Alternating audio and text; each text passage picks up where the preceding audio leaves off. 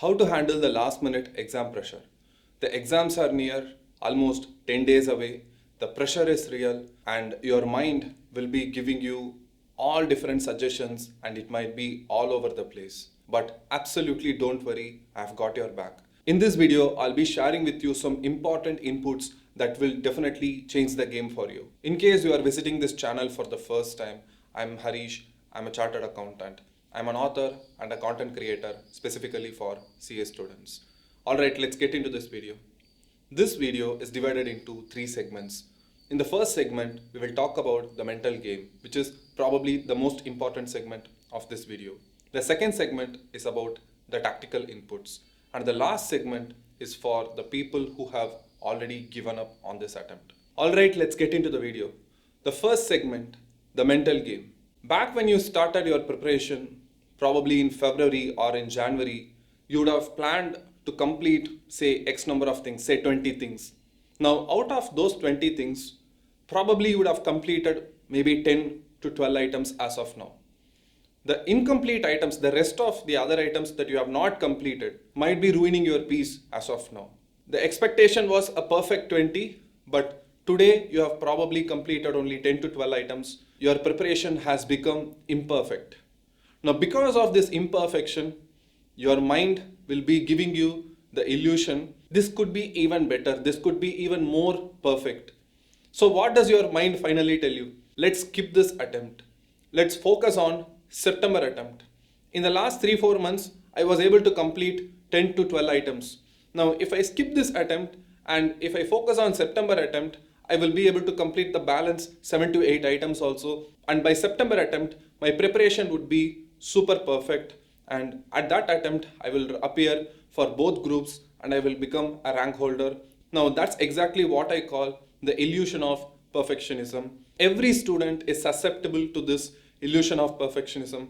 I have been susceptible to this almost every time I wrote. In fact, when I did inter, I had actually skipped an attempt thinking that my preparation was not as good as I thought it could be. Because of that, I skipped that attempt and I thought I will go and write the next attempt and I will become a rank holder in the next attempt. The attempt that I skipped was November 2009. I just went to the exam hall and wrote it for namesake. I did not give my best and I thought by May 2010 I will become a rank holder, which definitely was not the case. Now, there are still 10 days left, or maybe by the time you watch this, there could be 7 to 8 days left. You can change your fortunes in these next 7 to 10 days. What sort of mental model I can give you? Imagine there is a health bar above your head. That health bar is currently at, let's say, for a single paper, 37 or 36%, 37%. At the aggregate level, it is currently at 45 to 47%. And if you are aiming for exemption, it is currently maybe at 55 to 56%. Now, only if you perform to your best in the next 7 to 10 days, you give your everything in the next 7 to 10 days without holding anything back, you will be able to break even, which is individual paper will go from 35 to 40 plus. Aggregate will go from 45, 46 to 50 plus. And exemption bar will move from 55 to probably 60 plus. Now, this will happen only if you give your best in the 7 to 10 days. So that concludes segment number 1. Let's go to segment number 2, which is tactical inputs. What are all some actionable things that you can do in the next 10 days? The first point that I would like to tell you is stay in your home base. What do I mean by this? Your home base is the A category topic that probably in every paper, 50 to 60% of portions in every paper. You should stick to those portions alone. Don't try to hunt for new topics that you haven't touched so far. You would have probably received this advice from a lot of other teachers. They would have probably given you A category, B category, C category topics. Now, whatever you have allocated as C category topics and kind of isolated it, let them stay isolated. Don't go to them now at all. It is better to have 100% control in 60% of the paper than to have probably 50-60% control in 100% of the paper.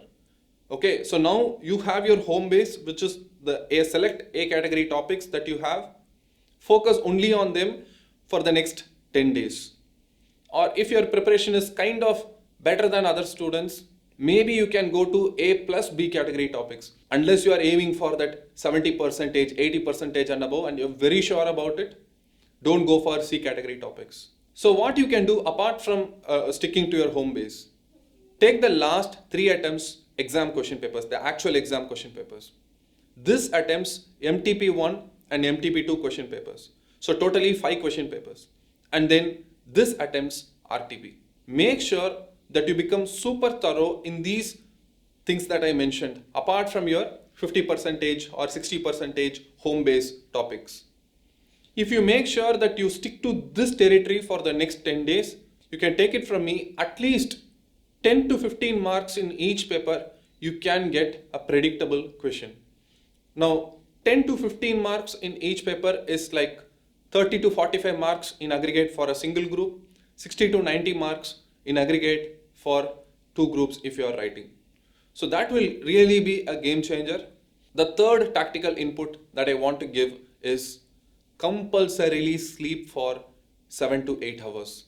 Don't compromise on sleep. Do not show heroism.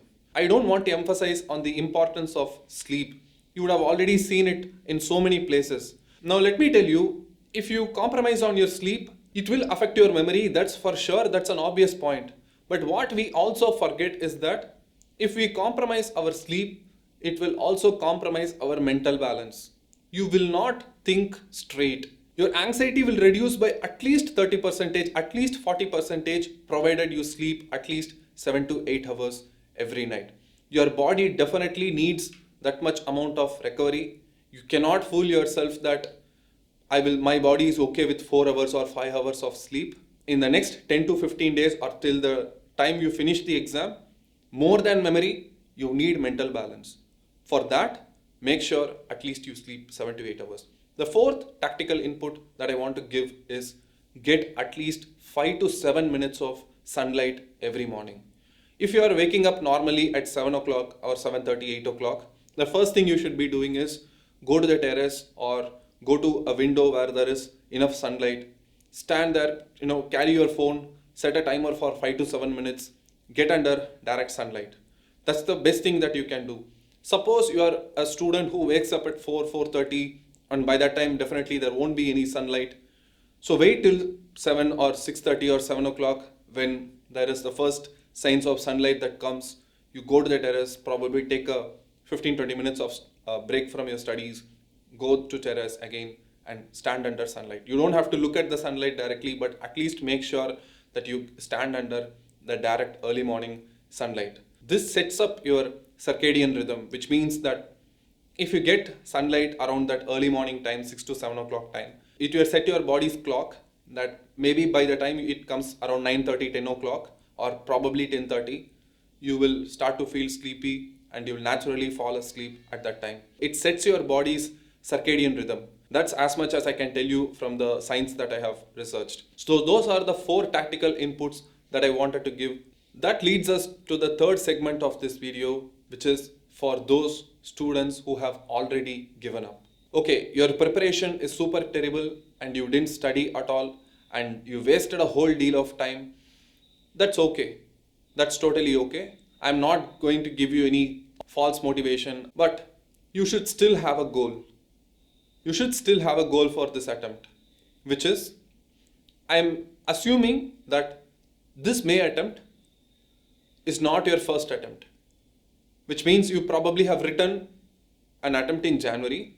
If that's your case, then your goal for this attempt is to score at least 5% more aggregate than what you got in January attempt. So for example, in January, you got 20% aggregate.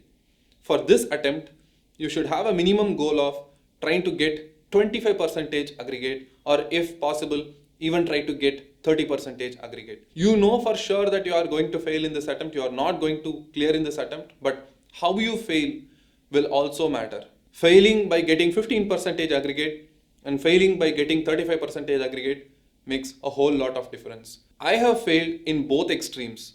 I have failed getting 13-15% aggregates. I have also failed getting 40-45% aggregate. And the attempts that I failed by getting 40 to 45 percentage aggregate were like complete game changer. They totally changed how I started to see myself. I knew for sure that now I am almost there. I'm almost there. I'm almost 40, 45 percentage. I just needed one final push. I will be through. I knew this for sure. So that's exactly why I'm saying if you got 25 percentage, 30 percentage in the previous attempt, and you know for sure that you are not going to 50 percentage, at least fail in a better way, so that when you go to September exam, you will have evidence. January I got 35, May attempt I got 43 percentage. Now all I need is just that 7 percentage push, which will happen most likely in September attempt. Now, if you are writing for the first time, let's say May attempt is your first attempt and you have not prepared well, imagine a number. Imagine a number. Okay, now with the level of preparation, that if you think that you are going to get 25 percentage, trying to beat that number. Try to beat that number. Don't start with a very low aggregate in your CA career. If you think that you are going to get only 17 percentage aggregate, or if you think that you are going to get only 20 percentage, 25 percentage aggregate, remember what I said in the first segment, which is go through the last 3 attempts of question papers. This attempts MTP1 and MTP2 question papers, and this attempts RTP.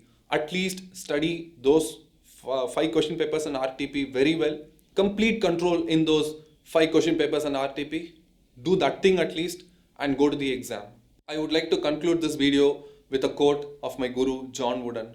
Worry about today's effort and not tomorrow's result.